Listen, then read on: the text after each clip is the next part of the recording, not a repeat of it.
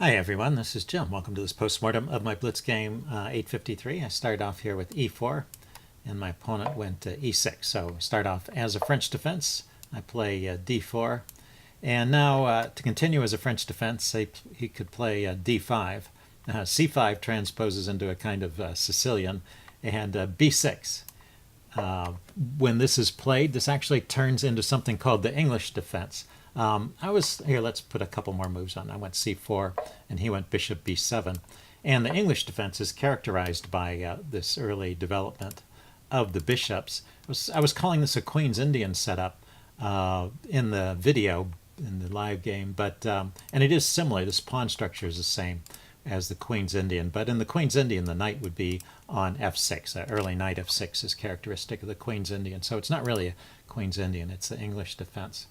So I looked this up afterwards, and the English defense was played by a player from Leicester called P.N. Wallace, and then it was picked up by some English grandmasters, including Tony Miles, John Spielman, and Raymond Keane in the 1970s, and they played it at the top level, and it occasionally gets played even now. So it's not an unheard of opening. A little bit offbeat, but it's interesting. Anyway, that's how it got the name the English defense, because of the English players that were playing it back in the 1970s. I've seen Chess Explained play this opening too. He plays it with black when white has played the move c4. He doesn't like it so much, he says, against d4, but against c4 he thinks it's a reasonable choice. So let's see, I continued with knight c3 and black went with bishop b4. And I found a sample game here I thought I would share with you.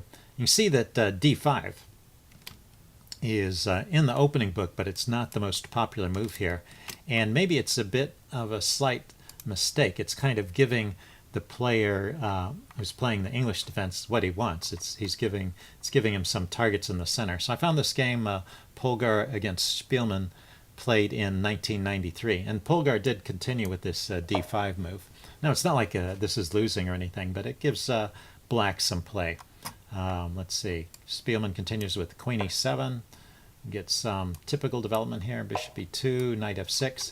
So in this case, Spielman put the knight here before pushing the f-pawn, but you can see that the knight and the bishop are coordinating on the light squares there.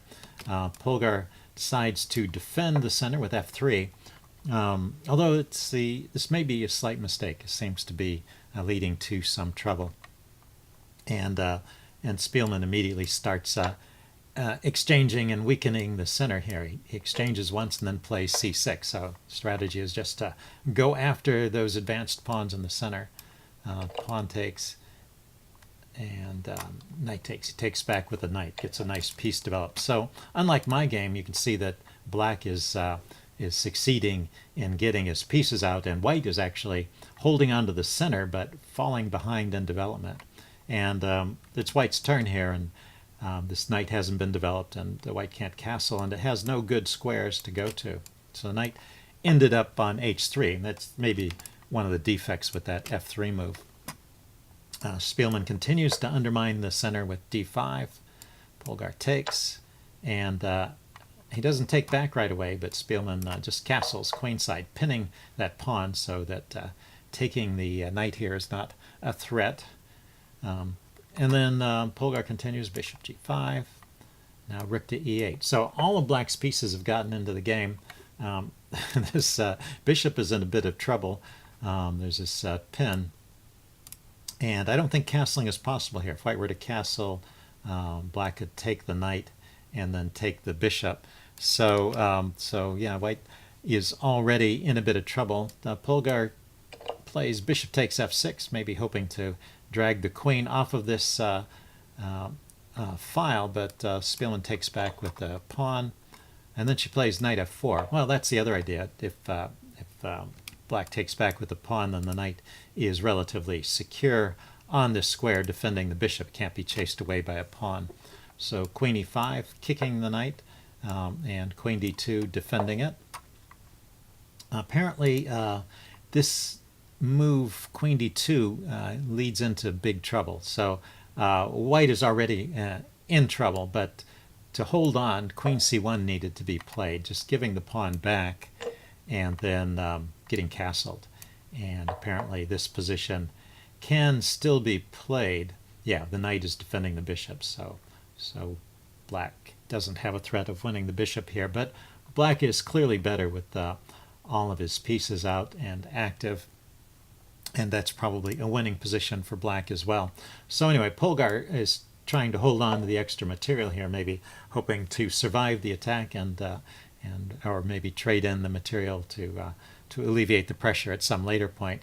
But it's already too late, and just with a few moves, bishop takes c3 and knight to b4, things just completely fall apart. This knight b4 is a nice move. Maybe this is something Polgar overlooked here, but it's taking advantage of the pin.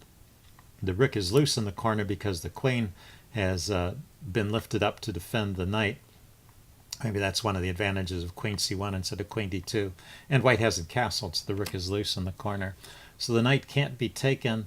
Polgar tries queen f2, now defending the rook, threatening the knight, but now black gets the pawn back, so the material is even and the attack is raging on. Polgar tries a counter-attacking move with knight takes d3, but Spielman replies, knight takes c3, and Polgar had to resign at this point. There's really no defense, and she's going to be losing material here. The bishop is in danger already, and if she defends it, for example, with rook to e1, there's this move here. The check will also win material. After the king moves,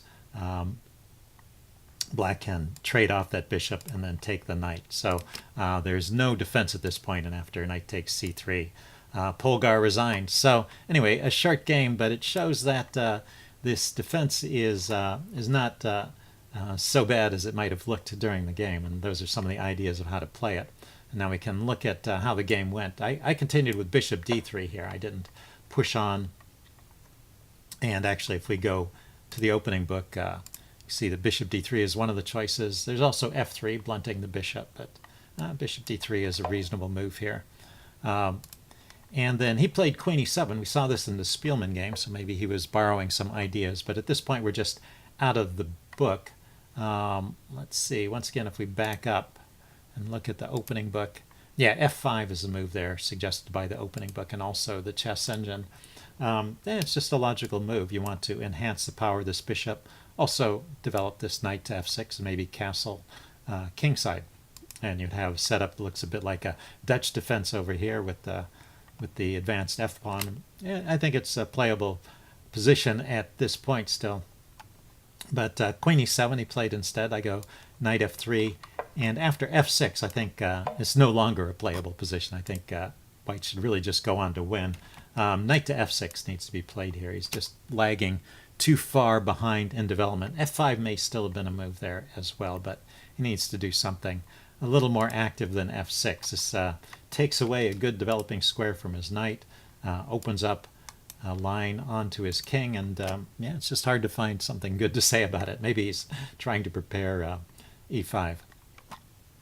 Anyway, I castled here. Maybe it was a mouse slip too. Maybe he intended to play f5 there and just dropped it. I don't know, but he just continued playing as if nothing had happened, so it didn't seem like a mouse slip from his behavior in the game. Anyway, he traded off my knight here and went d6. So yeah, maybe he just wants this broad array of pawns here, and he's just going to try and hunker down and survive.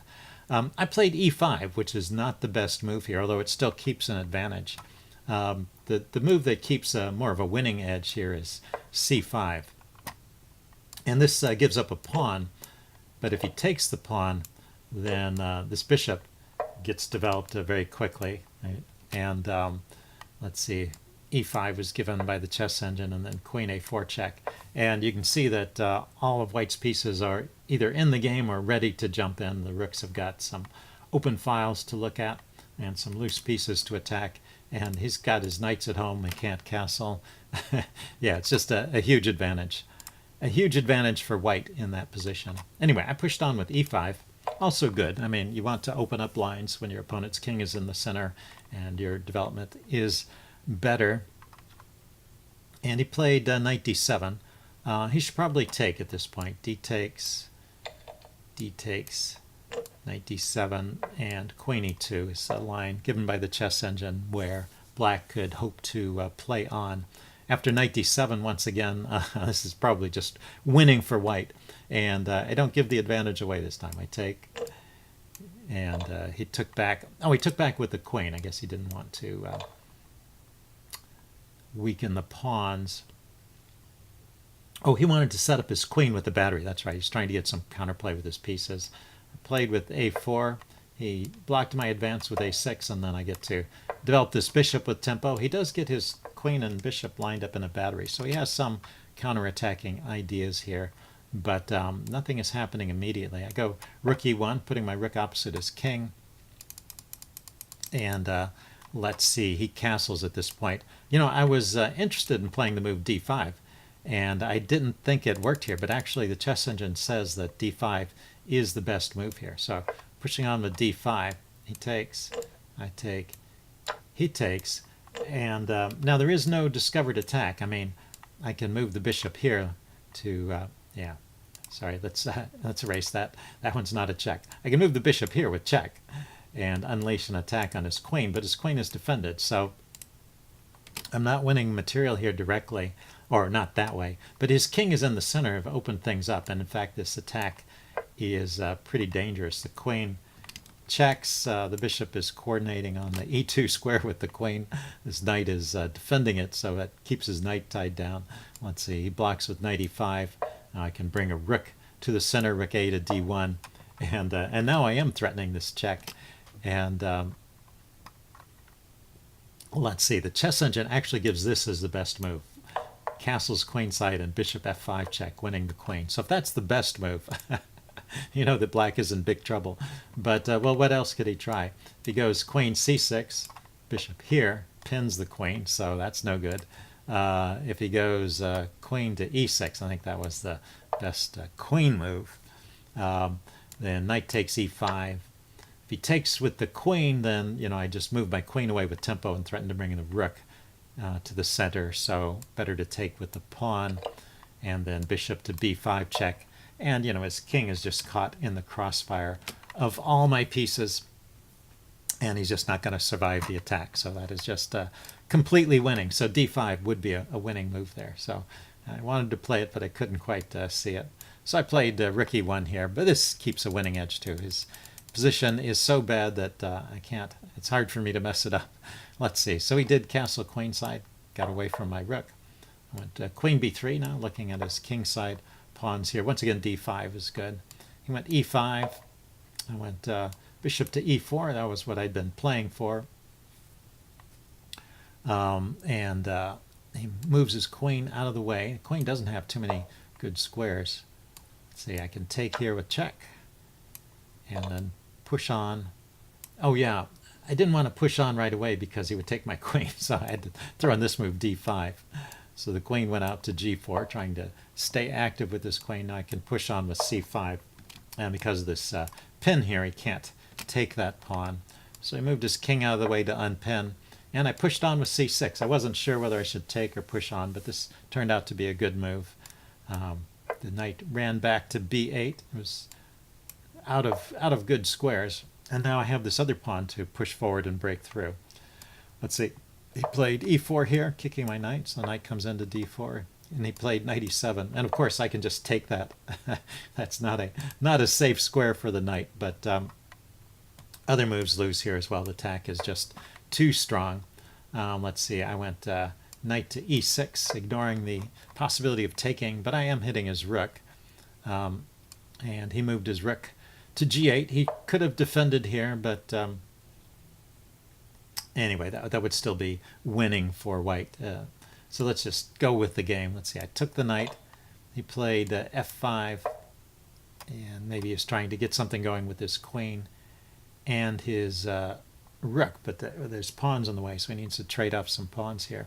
Anyway, I go c5, battering down the doors on the king side. He went rook to e8, threatening my bishop, and I ignored the threat and just take the pawn here because he can't really take because of the mate. And that's how the game ended. The other thing he could have tried, I was wondering about this, c takes b6, queen takes, and then take. and this prevents my queen from coming in and checkmating him immediately. But I have the move d6, and this is also just completely winning. So anyway, it's pretty devastating looking position there. So interesting game. Hope you guys enjoyed this, and I will see you again soon.